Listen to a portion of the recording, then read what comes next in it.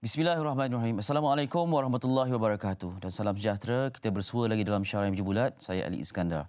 Malam ini perbincangan kita tertumpu kepada kesan yang paling ketara sepanjang pandemik COVID-19 ini.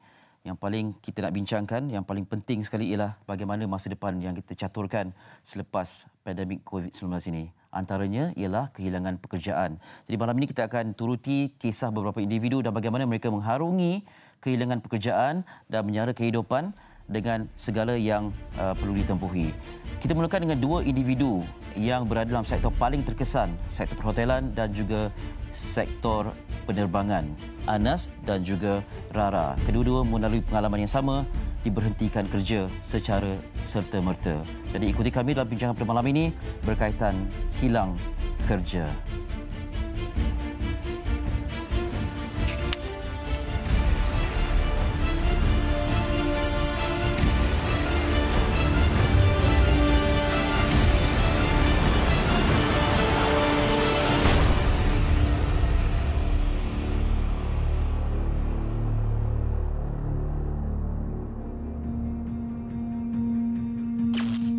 Susulan impak COVID-19, sektor pelancongan telah mencatatkan nilai kerugian sehingga 3.37 bilion ringgit pada 2 bulan pertama tahun ini. Kesan pandemik ini turut menjejaskan mereka yang bekerja di syarikat penerbangan serta perhotelan. Dua anak muda yang bekerja sebagai penyambut tetamu hotel dan pramugari ini antara individu yang hilang pekerjaan. Kerja saya sebelum ni agak stabil sebelum COVID ni datang. Jadi saya rasa after COVID ni datang memang terkesan lah sebenarnya macam bidang kerja saya. Pada bulan Mac dengan April saya first sekali saya rasa bersyukur sebab hotel saya pada bulan tersebut masih lagi membayar gaji penuh. Tatkala hotel lain tidak lagi beroperasi, hotel tempat Anas bekerja masih bernasib baik kerana menjadi pusat kuarantin bagi kumpulan yang pulang dari luar negara. Namun hotel yang dijadikan sebagai pusat kuarantin sahaja masih belum cukup untuk menampung kos operasi seperti sebelumnya. Episod sedih bermula pada bulan 5. Ada orang akan membuat pemotongan gaji untuk bulan 5. Jadi saya rasa untuk pemotongan gaji saya rasa tak ada masalah. Saya ingatkan tak ada susulan yang akan berlaku. Dan kemudian episod sedih yang kedua pada 27 hari bulan 5 saya mendapat WhatsApp daripada saya punya HR manager yang mengatakan akan ada satu perjumpaan bersama dengan mereka. Dan semasa perjumpaan tu saya diberitahu yang saya tidak lagi diperlukan kerana COVID ni memang memberi kesan mendalam kepada hotel. Rara, ceritanya macam mana? Saya last kerja 23 hari bulan 4. Saya dapat satu email dari company mengatakan yang saya diberhentikan pada tarikh itulah. Bila isu ni melanda, flight memang kurang. So macam 1 month, kita orang fly dalam 3 kali je dalam 1 month. Sedih sebab memang dah lama tak fly time tu. Lepas tu tiba-tiba dapat email yang cakap dah kena berhenti. So memang sedih gila, rasa nak menangis. Ingat ke macam just kabar angin. Tapi bila check email tu memang betul-betul. So memang dah tak tahu nak cakap apa. Pemberhentian kerja dalam sekelip mata benar-benar memberi kesan kepada mereka. Bukan sahaja kehilangan kerjaya yang diminati, pendapatan yang selama ini digunakan buat membantu keluarga juga terjejas. Memang terkesan lah sebab dibuang kerja kan, hilang punca pendapatan.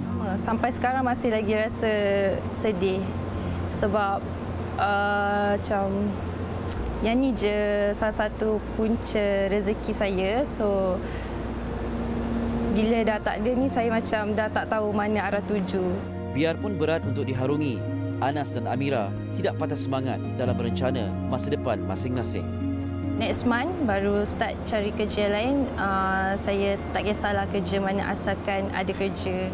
Sebab before this kerja retail, so maybe kerja retail dulu. After semua isu ni dah okey, saya akan try balik airline. Tapi airline lain lah. Okey. Anas, perancangan masa depan? Perancangan masa depan saya rasa setiap apa yang berlaku ni mesti ada hikmahnya. Jadi saya rasa saya kena keep on pushing. Saya rasa kena buat lebih baiklah untuk yang akan datang. Kita tengok pada keadaan itu, bergantung pada keadaan. Tapi kalau boleh saya nak independen, saya nak try saya punya sendirilah apa yang saya minat. Saya nak tanya kepada kedua-duanya, ada satu peluang untuk sesiapa yang kehilangan pekerjaan untuk mendapatkan pendapatan bekerja di Pasar Borong. Pasar Borong Selayang sebenarnya. Adakah awak rasa itu barangkali salah satu option ataupun macam mana? Bagi saya, kalau buat masa sekarang ni dengan pandemik yang berlaku sekarang ni, kalau itulah pilihan yang ada, kalau untuk menyara keluarga, saya rasa why not? Kalau misal kata retail pun tak ambil orang kan, kerja-kerja yang sebenarnya tidak seglamorous pramugari kan, adakah Rara tak kisah ambil juga ataupun pertimbangkan juga? Kalau saya tak kisah, saya akan ambil je sebab saya pun ada try cari yang dekat job search yang kerja tu. Saya ada tengok yang warehouse punya kerja. So saya macam ada berminat jugalah. Sebab bagi saya sekarang macam kerja je apa as long ada kerja. Sebab memang sekarang ramai orang tak ada kerja. So selagi ada kerja tu bersyukurlah. Ya, selagi ada kerja, bersyukurlah. Pastinya ada dalam kalangan penonton pada malam ini sedang memikirkan masa depan. Ada yang telah diberhentikan bekerja dan memikirkan bagaimana ingin merencanakan masa depan pasca COVID-19 ini. Ya. Esok fasa PKPP telah bermula, boleh merentas negeri dan sebagainya. Pada masa yang sama kita fikir kalau nak merentas, nak bergerak dan sebagainya pun banyak perkara harus direncanakan, kewangan nak perlu dicari dan sebagainya. Okey, dan sementara kita berkongsi kisah ini, kami juga ingin mengalu-alukan anda untuk berinteraksi dengan kami. Anda boleh hantarkan komen anda ke WhatsApp kami di 017 6828 ataupun menerusi Facebook kami Syariah Meja Bulat yang sedang live streaming sekarang ini. Dan kalau ada kesempatan boleh hubungi kami juga di 0377261603 berkongsi. Barangkali ada tip tertentu untuk memberi dorongan dan galakan kepada rakan-rakan kita yang kehilangan pekerjaan disebabkan oleh pandemik yang begitu berat ini. Okey, saya bersama malam ini seorang tetamu yang juga sebenarnya terkesan, tetapi beliau mencipta peluang menggunakan teknologi yang sedia ada untuk meneruskan kerjaya beliau. Namanya ialah Nik Akmal, Nik Othman, perunding kerjaya. Assalamualaikum. Waalaikumsalam. Apa khabar, Nik? Alhamdulillah sihat. Ya. Berusia 31 tahun, muda orangnya. Okey, Nik, sebelum saya bersembang lebih lanjut dengan Nik, Nik pastinya dah berdepan dengan pelbagai jenis individu yang perlukan dorongan untuk mendapat pekerjaan kan? Yes. Dan bila kita bercakap tentang COVID-19 ni, saya nak kongsikan apa yang termuat, apa yang dipaparkan dalam Metro baru-baru ini tentang statistik yang membabitkan kehilangan pekerjaan. Ini ekoran daripada impak COVID-19 ini. Dan disebutkan 61% adalah lelaki, 39% wanita. Kemudian itu dari segi jantina. Dan saya pun agak terkejut bila peratusan yang tinggi membabitkan pekerja berusia 41 hingga 60 tahun. Maksudnya 39%. Betul. Kita ingatkan yang muda-muda ni yang baru kerja diberhentikan, rupa-rupanya yang sebaya dengan saya, seangkatan dengan saya pun diberhentikan dengan peratusan yang tinggi. Dan 66% adalah golongan yang berkahwin. Jadi Anas dan Rara tadi adalah golongan single. Jadi mereka barangkali komitmen hanya kepada keluarga. Betul. Baik, bagaimana Nik melihat situasi hilang kerja ekoran pandemik ini? Alright. Dia impact dia banyak. Macam tuan sebut tadi, orang bujang komitmen dia lain. So mereka boleh carry themselves. Sometimes bujang ni ditanggung lagi oleh ibu bapa sebahagian. Alright. Option paling teruk pindah masuk dengan ibu bapa. Rumah sewa, letak tepi. Okey, baik. Yang kita risau adalah mereka, we call it supporting family. Income masuk dalam poket sendiri, perlu menanggung anak, suami ataupun isteri, dan juga mungkin support kepada orang tua. So this golongan ini adalah yang kita memberi perhatian lebih sebenarnya. Lebih-lebih lagi kalau mereka berada di tangga B40 dengan M40. Kalau kita perasan, prihatin lebih fokus untuk memastikan semua orang boleh makan. That's the concept lah, konsep dia. Kita jangan sembang pasal tamadun kalau tak cukup makan. Orang takkan fikir pasal education, takkan fikir entertainment, takkan fikir luxury kalau makan atas meja tak ada. Betul. Everyone akan risau benda tu. Kerja untuk masuk perut. Masuk perut dulu. Okey, selamat yang tu and then kita fikir yang lain. So that's why prihatin fasa pertama memang selamatkan semua orang, makcik Kia dan sebagainya. Everything is cukup makan, selesai. Penjana adalah untuk dah selesai makan ni, now let's dah jatuh terduduk, nak duduk nak bangun. So nak bangun itulah inisiatif untuk support balik pengangguran yang ada yang kena lay off. Untuk makluman, labor force tenaga kerja dalam negara, majoriti sebenarnya berada dalam syarikat kecil, iaitu kita sebut sebagai PKS, perusahaan kecil sederhana. 65% berada kat situ daripada belas juta tenaga kerja. So sebenarnya PKS yang impacted, yang kita dapat data daripada EIS Perkeso, dia kata majoriti dan juga Jabatan Perangkaan, majoriti tak ada simpanan bisnes ni PKS. Sebulan, 2 bulan, 3 bulan tak cukup. So menyebabkan dia sangat impacted. They are the one yang lay off, downsizing dengan sangat, kita sebut macam jualan mega, mereka lah lay off secara mega. Ya, macam clearance sale. Okey, lebih kurang. Okey, baik. Yang multinational company, large company, kita sebut sebagai untung 25 juta setahun ke atas, 250 staff ke atas, that is large company, large enterprise. Kita considerkan dia impacted betul, tetapi tengok industri. Okey. Yang dua orang yang berkongsi hari itu dalam siaran tadi adalah hotel, tourism, of course sangat teruk sekarang. Penerbangan, aviation, retail juga, ada juga manufacturing. Ini adalah industri, sektor yang physically klien kena ada, physically dia kena layan. Confirm tak boleh. Okey, moralnya sebab kena berhenti kerja dan sebagainya. Sebelum PKP pun, sebelum pandemik COVID pun ada. Ya. Moralnya sekarang ni barangkali berbeza sedikit sebab kita tak tahu berapa lama ini akan berlaku. Jadi bagaimana Nick melihat sebagai seorang perunding kerjaya, bagaimana nak mempersiapkan mental dan juga fizikal untuk kita dalam tempoh yang kita tak tahu bila kita masih boleh bergerak. Alright. First thing first, perkara yang paling kerap disebut adalah terkejut, kecewa, frust. It's okay not to be okay. It's okay not to be okay. Yes. Baik. Kita terima hakikat, kita frust, kecewa, tapi jangan lama. So, come back balik, berdiri balik. Kalau jatuh 8 kali, bangkit 9 kali. So, terus hunting kerja, terus persiapkan diri. Bahasa mudah. Majoriti belia yang 40 ke bawah kita consider belia yang di lay off kan. Kemudian another part majoriti adalah 40 tahun ke atas. So both side memang first step adalah kena perkasakan balik akaun. Sama ada berada dari segi kategori itu sebagai low skill job, medium skill job ataupun high skill job. Kalau low skill job ni adalah yang tidak memerlukan certification ataupun sijil-sijil khas. Seperti contoh rider. Rider, okey, baik. Dia hanya ada lesen, boleh jalan terus. Medium skill adalah seperti pembawa truk, lori, dia perlu lesen khas. Perlu wiring, chargeman, perlu lesen khas. High skill adalah yang memerlukan degree, mungkin master, pengkhususan. So untuk medium dengan high, confirm memang mereka kena buat hunting dari segi online. Sebab itu platform utama employee cari. Tapi bagi mereka yang low skill pun boleh mulakan segera. Dan cadangan saya adalah tengok inisiatif kerajaan. Okey, sebelum tu ini Nick dah bagi beberapa cadangan ni. Sebenarnya Nick dah siapkan presentation Nick pun bila orang yang biasa memberikan ceramah kepada golongan yang memerlukan ini. Jadi kita nak kongsikan. Kita gunakan tagline #MoveOn ini sebab kita kena move on. Betul. Dalam apa keadaan sekalipun kita perlu move on. Jadi pertama sekali disebut walaupun kecewa, walaupun takut, risau dan sebagainya. Perlu move on dan perlu mula buru kerja. Start hunting. Cari peluang. Okey. Mungkin ada yang tak tahu nak mula di mana. Okay, baik. Semudah buka balik komputer kita, buka balik dokumen resume lama.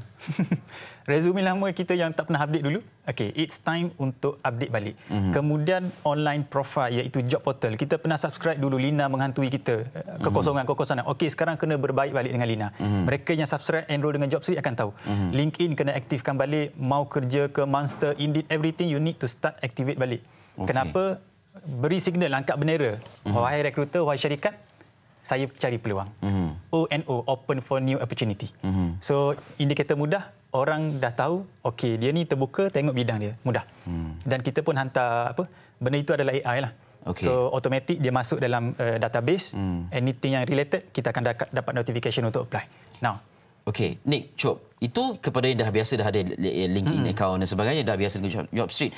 Ini yang hanya ada Facebook dan Instagram saja. Sebab disebutkan antara yang terkesan adalah sektor PKS kan, yang barangkali IT itu bukan second nature bagi mereka. Betul. So bagi yang demikian, yang saya sebut tadi adalah buru ataupun approach dengan agensi kerajaan, follow rapat berita, iaitu inisiatif kerajaan sangat banyak, terlampau banyak.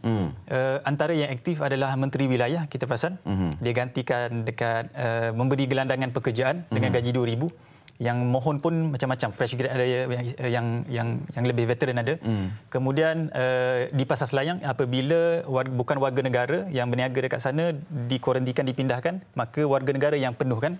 So ini adalah antara benda yang dia kena follow up rapatlah. Kemudian kalau berdaftar dengan EIS Perkeso, biasanya akan dapat information. Akan dapat, ya. EIS biasanya akan follow up rapatlah untuk memastikan mereka dibantu, sebab mereka dapat peruntukan khas untuk bantu. Dan bila kita berdaftar dengan SOCSO dan sebagainya, usually mereka menyediakan KWSP.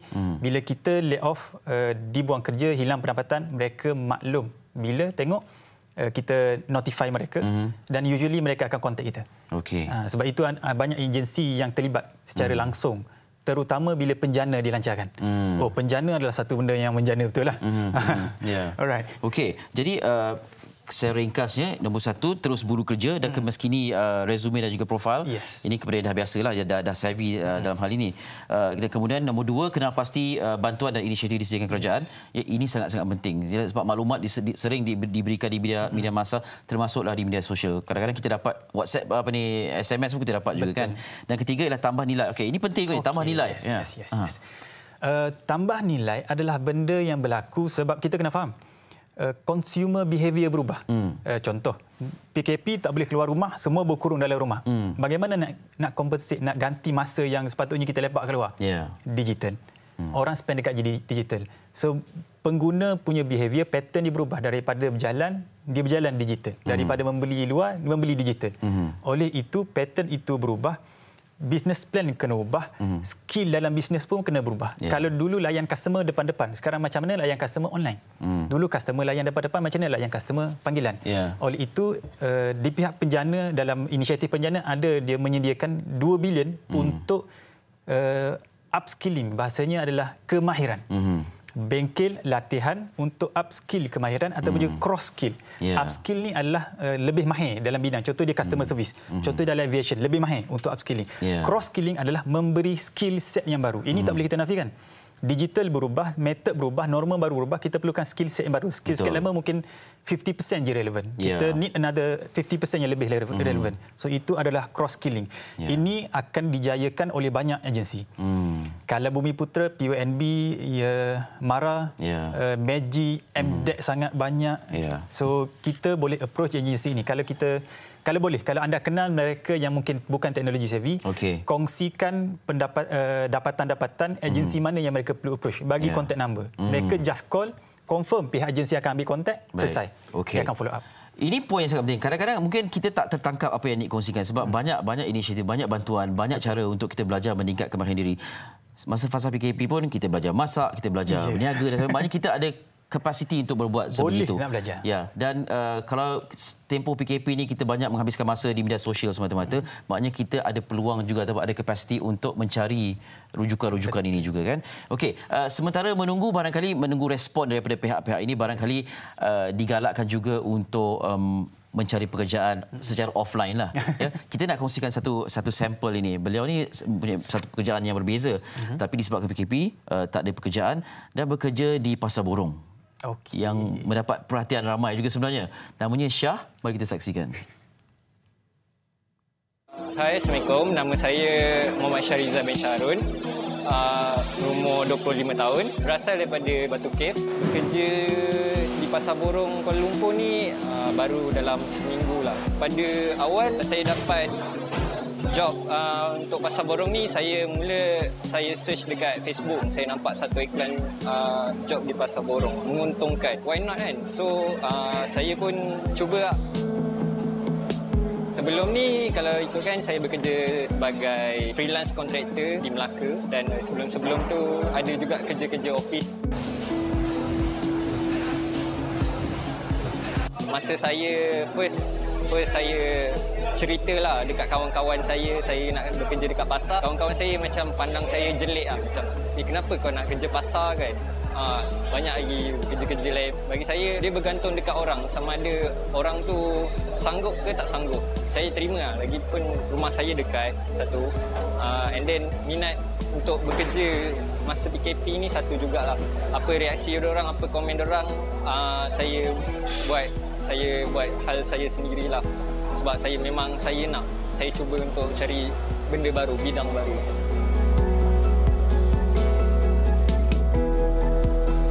Cabaran tu, semua pekerjaan ada cabaran dia. Cuma untuk yang pasar borong ni more kepada mental dan fizikal kita sendiri sebab kita buat kerja berat lah. Kalau diikutkan dekat pasar borong ni, dia boleh upgrade. Maksudnya kalau kita dah bekerja dalam sebulan, kalau kita rasa kerja yang kita buat tu macam tak berbaloi dengan apa yang kita terima, gaji lah maksud saya, kita boleh cuba untuk bekerja kat tempat lain. Maksudnya dalam pasar borong juga, cuma dengan tauke lain. Mungkin tauke lain ada yang boleh menaikkan sikit lah gaji kita. So benda ni sebenarnya kita tak terikat dengan siapa-siapa. Untuk bekerja dekat tempat lain tu ada juga, ada terfikir. Tapi kita cuba untuk maintain untuk satu tempat dulu. Kalau boleh go on, kita go on. Sebab ramai pekerja dekat pasar borong ni ada dah 5-6 tahun kerja, tapi diorang tak adalah macam merungut. Diorang bekerja and then tengok sekarang ada yang daripada yang 5 tahun tu sekarang dah boleh buka gerai sendiri. Saya rasa tak perlu kot untuk memilih pekerjaan sebab Allah dah aturkan nak semuanya. So kalau kita memang terdetik nak masuk untuk kerja kat pasar pun tak salah. Nak pandang pasar borong tu buruk ke, awak kena try dulu. Kena cuba dulu, rasa macam mana. Saya rasa tak salah pun nak cuba and then benda ni tak membebankan lah.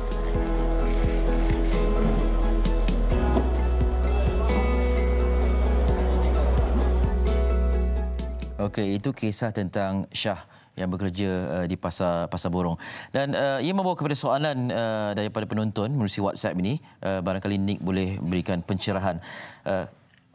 Bersangkut paut juga dengan cerita Syah ni ya. Adakah relevan pemohon pekerjaan untuk mengurangkan expected pay ketika memohon pekerjaan baru? Adakah tindakan itu akan downgrade atau menurunkan kredibiliti ataupun pengalaman pemohon? Lah, kita dah letak di LinkedIn macam adakah saya tak kisah apa saja kerja saya akan ambil ataupun macam mana? Sebab maruah dan reputasi ni at stake ni. Ya. Okey, baik. Saya mulakan dengan desperate time require desperate measure lah. Okey. Waktu terdesak memerlukan approach ataupun tindakan pendekatan yang terdesak. Okey. Mudah, bahasa mudah dia. Okey, baik. Kita sedia faham kita ada prestige.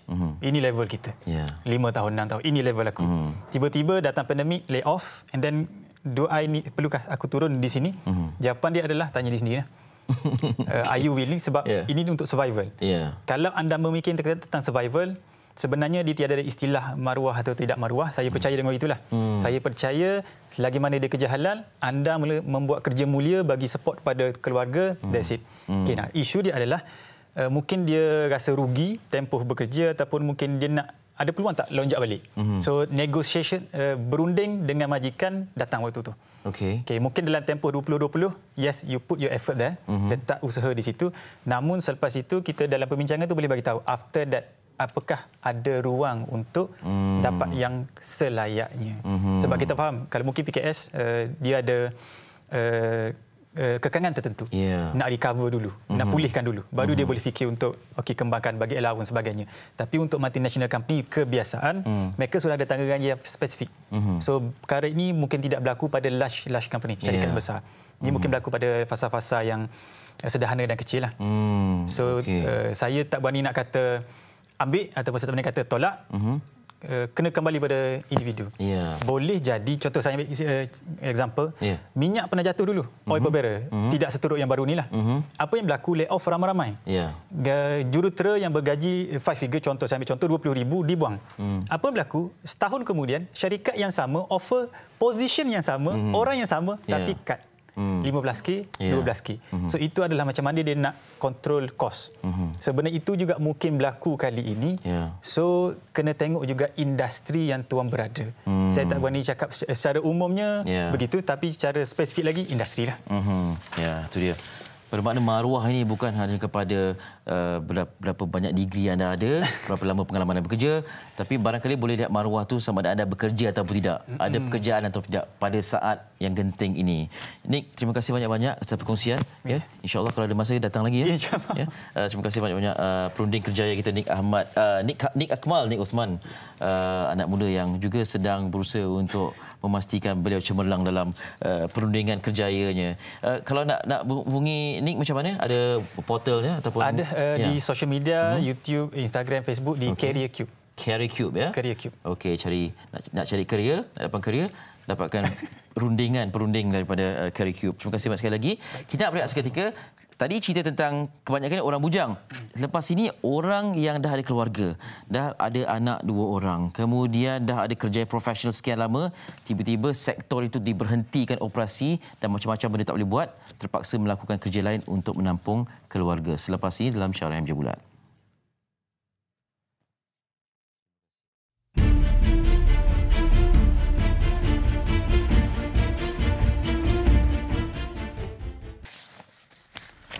Okey, kembali dalam Syarah MJ Bulat dan sebelum kita lanjutkan perbincangan bersama seorang individu yang terkesan, sangat terkesan dengan pandemik COVID ni, kita nak raikan komen daripada rakan Facebook kita, Satu Ilham, sedap namanya. Saya ambil keputusan untuk membantu kerajaan bagi menghadkan pergerakan orang ramai dan sentiasa duduk di rumah dengan memberikan perkhidmatan rider semurah RM1. Alhamdulillah. Perkhidmatan yang saya berikan adalah membeli barang di pasar dan pasaraya, mengambil dan menghantar barang di pejabat pos dan lain-lain, menghantar jualan kepada pembeli. Semua perkhidmatan di sekitar Tawau yang berkeluasan 30 km persegi. Sepanjang saya memberikan perkhidmatan, saya dapati ada lagi orang yang lebih susah daripada saya. Itulah sedikit usaha yang saya lakukan sepanjang ataupun semenjak PKP dilaksanakan. Itu dia, RM1 saja perkhidmatan yang disediakan. Semoga mendapat keberkatan ya, dan terus dipermudahkan segala urusan Satu Ilham ni. Okey, tetamu kita malam ini yang seterusnya ialah seorang jurugambar atau jurufoto profesional yang bekerja dalam bidang media sekian lama. Kemudian menubuhkan syarikat sendiri dan menghimpunkan kelompok-kelompok jurufoto sukan ini, dan kemudian COVID-19 berlaku. Dan beliau antara yang sangat-sangat terkesan. Saya ucap selamat datang kepada Kamarul Akhir Muhammad Zan. Assalamualaikum. Assalamualaikum. Apa khabar? Baik.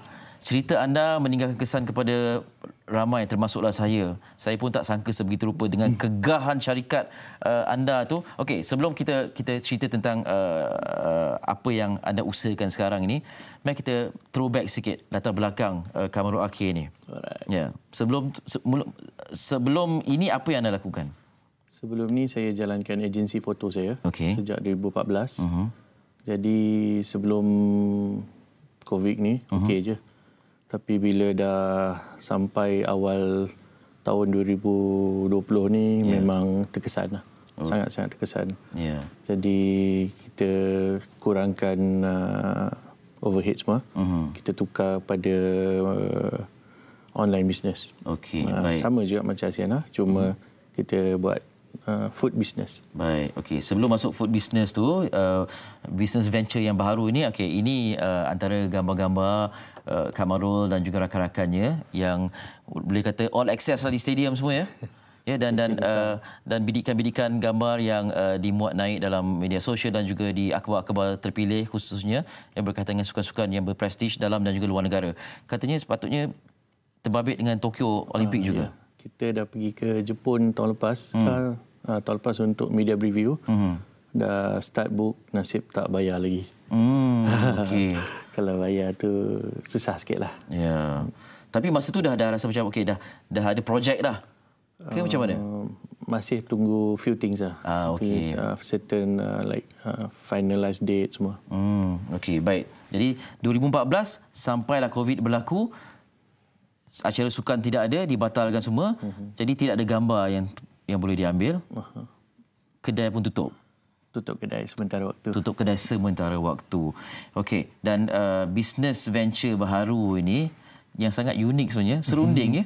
Serunding. Okey, sebelum kita sembang lebih lanjut, mari kita saksikan bisnes serunding Kamarul Akhir yang lebih mesra dengan panggilan Ayah Cik ya. Ayah Cik, saksikan. Sektor sukan antara yang terjejas ekoran pandemik COVID-19. Selain atlet dan pengurusan, jurufoto sukan juga terkena tempiasnya. Kamarul akhir sudah 25 tahun membidik momen-momen menarik dan bersejarah sukan tempatan maupun antarabangsa. Atas faktor kewangan yang terjejas akibat penangguhan dan pembatalan acara sukan, Kamarul mula menceburi bidang perniagaan makanan. Produk makanan yang dipilih ialah serunding. Idea nak jual serunding ni daripada bulan 4. Mula saya jual keropok leko di sekitar Puchong ni, buat COD lah, sana sini kan. Lepas tu fikir cari satu produk yang kering, yang boleh post, boleh hantar dan tahan lama. Saya dapat serunding ni pun daripada salah seorang pengedar serunding yang besar di Kuala Lumpur. Jadi sebelum ni beliau jual di Jalan Tar ketika bulan Ramadan, dan bulan ni dah ada tapak dah tapi dia tak berniaga. Jadi saya bincang dengan dia, jadi kita team up. Maknanya dia handle dia punya customer tapi saya tolong bantu lagi untuk luaskan dia punya perniagaan. Pembukusan serunding dilakukan sendiri oleh Kamarul bersama-sama isterinya Siti Rafidah Sabihim. Selain membuat jualan secara dalam talian di media sosial seperti Facebook dan WhatsApp, Kamarul juga meletakkan produknya di beberapa gerai lemang sekitar Lembah Kelang untuk diniagakan. Penghantaran tempahan serunding secara online dibuat menggunakan perkhidmatan kurier. Bagi kawasan berdekatan, Kamarul sendiri akan membuat serahan kepada pelanggannya. Sambutan sebelum Hari Raya memang tak cukup tangan lah. Kita dah supply lebih daripada 130 kilo dalam masa 2 minggu, 3 minggu. Kamarul merancang untuk menjadikan serundingnya sebagai produk komersial yang boleh dipasarkan dengan lebih meluas. Okey, itu kisahnya dan ini sampel serundingnya. Serunding Ayah Cik ni nama panggilan anak-anak buah ke macam mana? Anak buah panggil Ayah Cik. Boleh tak panggil? Itulah dia. Okey. Baik. Kalau boleh sebelum masuk bisnes ni, apa yang telah berlaku? Apa yang Kamarul terpaksa lalui bila syarikat terpaksa dihentikan operasi dari segi kewangan dan sebagainya? Sejak bulan 3, bulan 4 kita dah stuck lah, terus terang cakap. Kita kejar payment sana, kejar payment sini. Klien mula main tai chi. Macam-macam alasan tunggu PKP, lepas PKP. Kalau PKP sampai hujung tahun macam mana? Jadi kita cari satu alternatif lain. Alternatif lain tu, firstly kita buka ASEAN Arena. ASEAN Arena is basically office. Dalam office ada badminton court. Okay. Kita boleh buat indoor activity. Waktu malam. Waktu siang kita jadi office, jadi studio. Jadi itu pun dah kena tutup bila PKP. Yeah. So cari makanan basah ni susah nak hantar. Kita hanya limited untuk COD. COD ni jauh mana kita boleh pergi. Ya, betul. So kita start dengan serunding. Alhamdulillah, kawan-kawan sekolah beli, kawan-kawan office mate lama beli, alumni macam-macam lah. Dan corporate orders pun ada. Jadi kita continue dan kita plan untuk jadikan dia satu produk yang ongoing. Adakah susah untuk memutuskan bisnes serunding ni nak dimulakan? Tak juga, kejap je. Ya? Because itulah daripada mula-mula kopok leko. Kopok leko jual kat Puchong. Hantar sana, hantar sini kan. Lepas tu bila fikir kan, penat juga ni. COD ni best lah kan. Lagi jauh lagi best kan. Lagi dia jauh lagi kita suka. Tapi kita pun fikir pada safety dan kita pun nak fikir pada long lasting. Macam serunding ni last sampai easily 6 ke 9 bulan. Dan kita boleh hantar post, boleh pakai courier. Tak perlu nak risau nak hantar macam semata-mata nak hantar setengah kilo pergi ke Melaka, tak boleh lah. Jauh sangat kan. Dan kita buka website ayahcik.com yang mana kita jual serunding kat situ. Okay. So orang nak beli kat mana pun, bila-bila pun dia boleh beli. Di mana networking tu bermula? Sebab Asiana, Kamarul Akhir, seorang juru foto. Ini adalah bisnes makanan. Macam kita tak jumpa link tu di mana, macam mana boleh kenal dengan pembikin serunding ni? Okey. Saya suka makan serunding. Okay. Kalau raya memang lemang serunding dah. Lain tu slow sikit lah. Okay. Jadi ada kawan saya Hafiz ni, saya contact dia memang pengedar dekat Lembah Kelang ni. Pengedar serunding. Jadi serunding ni kita ambil daripada Kampung Laut, Kelantan. Every 3 days stok sampai. Jadi very fresh. Jadi apa yang kita hantar tu within 3 days clear. 3 hari, 2 hari clear.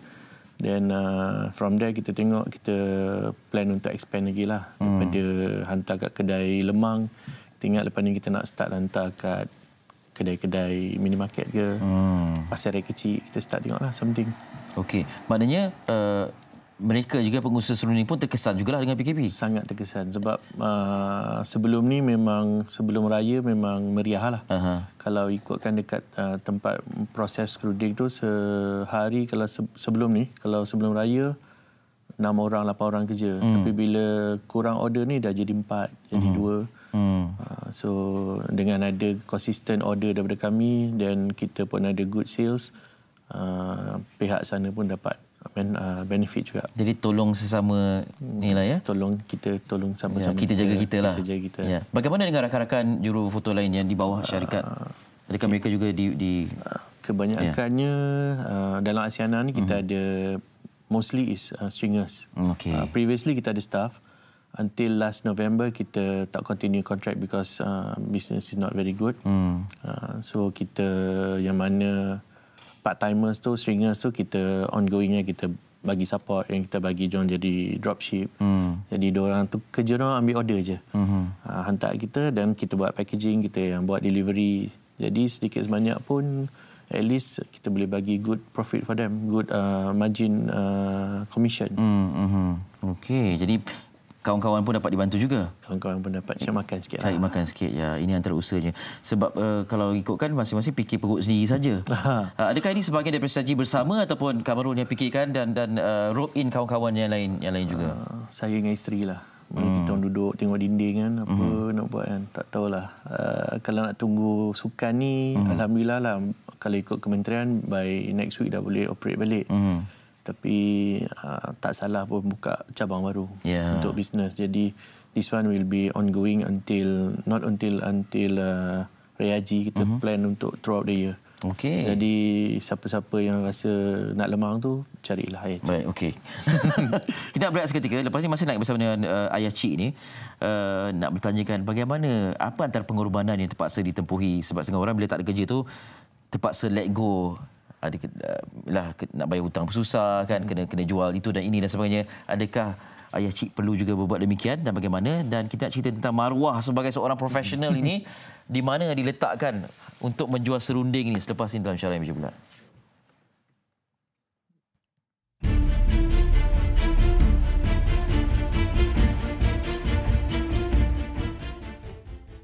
Baik, kita bersua lagi dan kita nak alu-alukan penonton yang menonton secara live streaming di Facebook Syarah Meja Bulat. Katanya ramai dalam kalangan anda yang juga kehilangan pekerjaan. Harapnya hari ini ataupun malam ini siaran kami dapat memberikan sedikit pedoman untuk anda bergerak ataupun move on ya. Kita nak bacakan satu perkongsian di WhatsApp ini. Assalamualaikum. Suami saya kerja hotel sebagai chef akibat COVID ditawarkan MSS. Sebelum ini kami punya pendapatan yang sangat stabil walaupun mempunyai anak 3 orang yang kesemua sudah bersekolah. Buat masa ini saya masih bekerja yang menjadi cabaran sekarang untuk membiasakan anak-anak untuk tidak semewah dahulu dan berharap agar suami dapat peluang pekerjaan semula memandangkan umur sudah 40 tahun lebih. Ya, ini perkongsian rakan penonton kita di WhatsApp. Dan Kamarul juga berusia 40 lebih juga. Kan? Dan samalah kita kan. Jadi kalau orang bujang yang komitmen tu diri sendiri dan barangkali ibu bapa saja tu adalah laluan dia, tapi anda ni terkesan teruk sebab nak bagi makan isteri dan anak-anak kan, anak 2 orang. Kemudian apa antara pengorbanan yang sangat-sangat memberi kesan kepada diri? Dari juru foto profesional yang mula fotografi daripada 1995 jadi mak dispatch. Mak dispatch kereta lah tapi. Okey. Kita jadi mak dispatch memang apps semua mak dispatch. Tengok apps ni macam okeylah register. Lepas tu kena masuk kelas. Kelas virtual lah. Dia tengok muka kita, verify semua okey. Dia start ambil job. Yang paling kelakarnya, the first job saya dapat tu, orang company kedai tu, dia siap offer saya kerja. Oh, okey. Offer, cik ni sebelum ni kerja apa? Saya segan nak cakap. Saya cakap tak apalah, saya ada kerja sendiri. dia nak saya kerja dengan dia. Saya cakap tak boleh lah. Part time basis boleh. Dan dia jadi kawan dia pun. Orang tu. Hantar kotak, hantar makanan, hantar order online. Jadi kita tengok mana yang kita rasa sekali keluar tu duit minyak cover, jalan. Even macam semalam, saya pergi rumah kakak di Sungai Buloh. Balik tu, saya balik Puchong, saya duduk Puchong. Ada satu job dekat Puchong ke Puchong. Kayuh RM16. Lepas duit minyak. Sekarang ni dah fikir tak nak kena fikir lepas duit minyak kan? At least lah. At least kan. Ya, wow, okey, itu yang antara yang harus dihadapi. Kecil lah, yang besarnya kita sampai tahap nak jual equipment, nak jual lah. Alhamdulillah tak jual lagi. Kamera-kamera yang berbelah ribu, puluh ribu punya cost punya value tu kita fikir, tapi kalau jual tu nanti nak beli satu kerja kak. Betul tak? Tak apa, bertahan. Dan alhamdulillah lah bila masuk serunding ni dia membantu sangat. Okey, baik.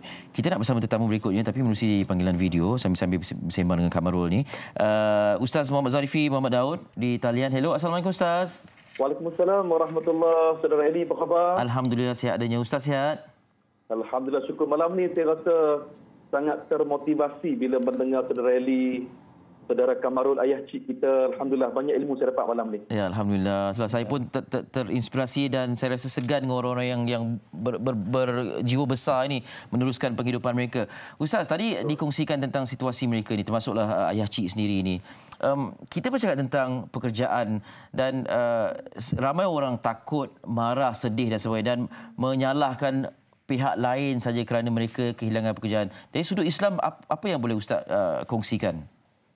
Baik, Saudara Eli dan sahabat-sahabat penonton sekalian, pertama sekali kita mesti pegang kepada prinsip kita mungkin tiada gaji, tetapi kita semua masih ada rezeki. Baik.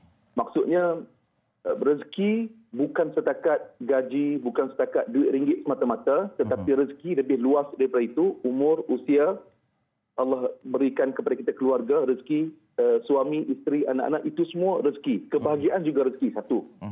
Yang kedua, kita mesti berbaik sangka. Husnul Zan, berbaik sangka kepada Allah Subhanahu Wa Taala, walaupun kita berdepan dengan satu, kita sebut sebagai satu kedudukan yang tentu duka cita, genting dan sebagainya. Dalam Al-Quran, dalam surah Al-Baqarah ayat 216, Allah Subhanahu Wa Taala berfirman, wa asa an takrahu syai'an wa huwa khairul lakum. Kata Allah, boleh jadi sesuatu perkara itu kita rasa benci, kita rasa tak suka, tetapi yang tak suka, yang tak benci itu sebenarnya baik bagi kita, baik bagi kamu, kata Allah Subhanahu Wa Taala. Jadi kita dididik oleh agama supaya kita sentiasa mencari hikmah di atas setiap apa jua perkara yang berlaku kepada kita. Dan tentunya Allah Subhanahu Wa Taala memberikan ujian kepada kita. Ingat kata-kata Allah dalam Al-Quran, surah Al-Baqarah juga, la yukallifullahu nafsan illa wus'aha. Allah Azza wa Jalla tidak membebani kita, melainkan Allah tahu kita mampu. Ini perkara yang kedua. Yang seterusnya, Saudara Eli, kita dididik oleh Al-Quran, ya ayyuhalladzina amanu ista'inu bis-sabri was-salah. Kata Allah, wahai orang-orang yang beriman, yang pertama sekali kamu bersabarlah, kata Allah.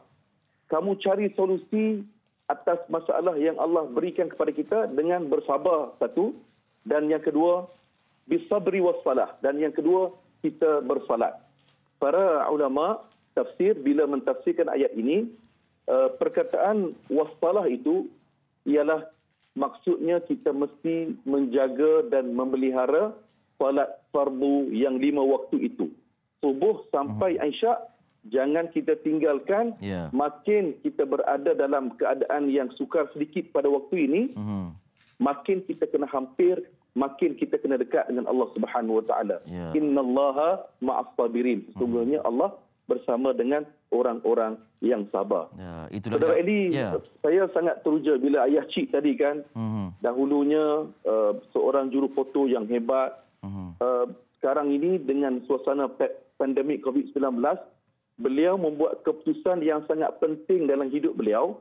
Beliau berniaga serunding, menjadi seorang entrepreneur, dan tentunya ini satu perkara yang sangat mencabar diri. Dalam usia, kalau saya lihat tadi bila Eli sebut statistik yang menganggur akibat wabak ini, 71% umurnya 31 tahun dan ke atas. Maknanya waktu yang kita sangat struggle. Waktunya umur saya lah, umur saya dan kita semua. Patutnya kita waktu tu waktu kita selesa, Ustaz. Betul, waktu kita selesa. Dan kita tak pernah terbayang pun kita akan berdepan dengan suasana ini. Tetapi percayalah, perkara ini hanyalah sementara sahaja. Kita kena kuatkan semangat, cari circle-circle yang positif. Cari orang-orang yang positif, yang memberi semangat kepada kita. Jangan cari orang yang negativity, orang yang negatif jangan cari. Lari daripada mereka. Sebaliknya, kita sedut dan cerap semangat daripada orang yang sentiasa positif. Kita belajar daripada anak panah. Anak panah itu apabila kita nak meluncurnya ke depan, kita mesti menariknya ke belakang sekuat mungkin. Tarik ke belakang, undur ke belakang. Akhirnya kita melepaskan anak panah itu. Anak panah itu akan terus ke depan dengan selaju yang mungkin. Baik, Ustaz, sebab tu kita jemput Ayah Cik di sini untuk memberikan motivasi juga kepada yang lain yang sedang menonton sekarang ini. Kita berhadapan dengan situasi diberhentikan kerja dan barangkali ada juga yang mempertikaikan tentang mereka ni tak layak untuk buat kerja lain sebab dah ada pengalaman bekerja sekian lama, apatah kalau umur dah 40 lebih kan macam kita ni.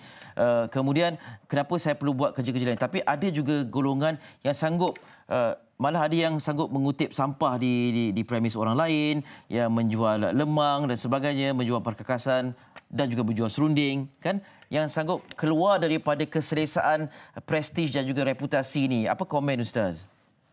Masya Allah, subhanallah. Saya teringat dalam satu kata-kata dalam sebuah riwayat. Kita yang mencari rezeki dengan tangan kita sendiri, itu yang lebih mulia sebenarnya. Dan percayalah, apabila kita berkorban, khususnya kepada isteri dan anak-anak kita, inilah merupakan satu bukti yang kita bertanggungjawab kepada keluarga kita. Berapa ramai hari ini orang yang tidak bertanggungjawab kepada keluarga mereka. Jadi kita ni menjadikan diri kita orang yang bertanggungjawab, sanggup mengenepikan reputasi kita ataupun kedudukan kita sebelum ini, kita turun ke bawah semata-mata untuk mencari rezeki yang halal. Tentunya ganjaran daripada Allah Subhanahu Wa Taala sangat hebat sekali. Kerana itu, saudara Eli dan teman-teman sekalian, Nabi ajar kepada kita satu doa. Allahumma kfini bihalalika an haramik wa aghnini bifadlika amman siwak.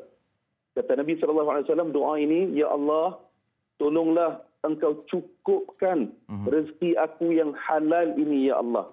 Janganlah aku meminta-minta kepada rezeki yang haram. Satu. Wa aghnini bifadlika amman siwak. Ya Allah, Engkau kurniakanlah kepada aku, ya Allah, kurniaanmu, kelebihanmu, ya Allah, supaya aku tak meminta-minta selain daripadamu, ya Allah. Dan kita pegang sungguh-sungguh, tekad sungguh kepada ayat Allah, wa man yattaqillaha yaj'al lahu makhraja wa yarzuqhu min haitsu la yahtasib. Saudara Eli dan para penonton, mungkin ayat ini sudah bertahun-tahun lamanya kita hanya terpandang mungkin di restoran, di kedai makan, kan? Mungkin kita pandang ayat ini. Tetapi sekarang ini Allah Azza wa Jalla memberikan peluang kepada kita untuk kita beramal dengan ayat ini. Barang siapa, kata Allah, barang siapa yang bertakwa kepada Allah, tentu Allah akan memberikan jalan keluar kepadanya. Wa yarzuqhu min haitsu la yahtasib. Dan Allah Azza wa Jalla akan memberikan rezeki kepadanya daripada jalan dan pintu yang tidak disangka-sangka. Beriman, beramal sungguh-sungguh dengan ayat ini. InsyaAllah. Baik, Ustaz, terima kasih banyak-banyak Ustaz perkongsian. Penting, sangat-sangat diperlukan di saat genting ni, ya. Betul. Ya, Ustaz, baik, jaga diri, ya. Baik, sama-sama saudara Eli. Ya, Assalamualaikum. Waalaikumsalam warahmatullahi. Ustaz Muhammad Zarifi Muhammad Daud bersama dengan kita. Okey, sedikitlah nak tanya, berapa lama agaknya, adakah ini bersifat sementara ataupun apabila keadaan kembali pulih akan meninggalkan perniagaan ini? InsyaAllah dia akan jadi satu produk yang wajib untuk dimiliki oleh semua orang bila sepanjang tahun. Baik. Kita plan untuk komersialkan lah. Dan apabila semua keadaan kembali pulih, akan terus dengan kerjaya asal? Bergantung pada keadaan. InsyaAllah dia akan sambung. Dan kas kita dah prepare platform online, jadi order masuk, just hantar je. Okey. COD tu kawan-kawan okey lah. Ya, kan, itulah dia. Terima kasih banyak sudah bersama kami. Kita doakan dipermudahkan segala urusan. Terima kasih. Dan selamat berjaya. Semoga lepas ini ada lagi gambar-gambar bersejarah daripada kamera akhir dan kawan-kawan. InsyaAllah. Acara sukan yang selepas ini akan dimulakan kembali. Kita nak berehat seketika. Selepas ini kita nak rumuskan apa yang dah kita bincangkan pada malam ini dan semoga dapat pedoman untuk masa hadapan. Selepas ini dalam Syarah MJ Bulat. Terima kasih, Cik. Sama-sama.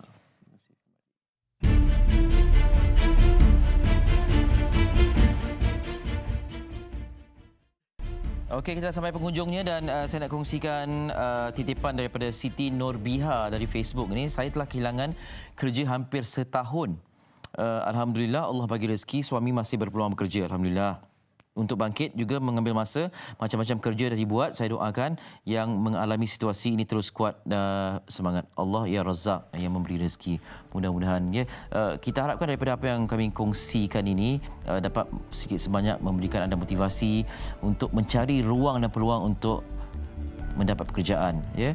Banyak seperti yang disebut oleh Nick Akmal tadi, banyak rujukan yang boleh kita dapatkan daripada di dalam talian, dan kalau pada masa yang sama usahakan juga di luar untuk sedikit sebanyak meringankan beban kehidupan kita sepanjang pandemik Covid ini melanda. Semoga dipenuhkan segala urusan dan kita jumpa lagi minggu depan. Saya Ali Iskandar. Selamat malam dan selamat menjalani kehidupan PKPP selepas ini dengan sebaik-baiknya. Assalamualaikum warahmatullahi wabarakatuh dan selamat malam.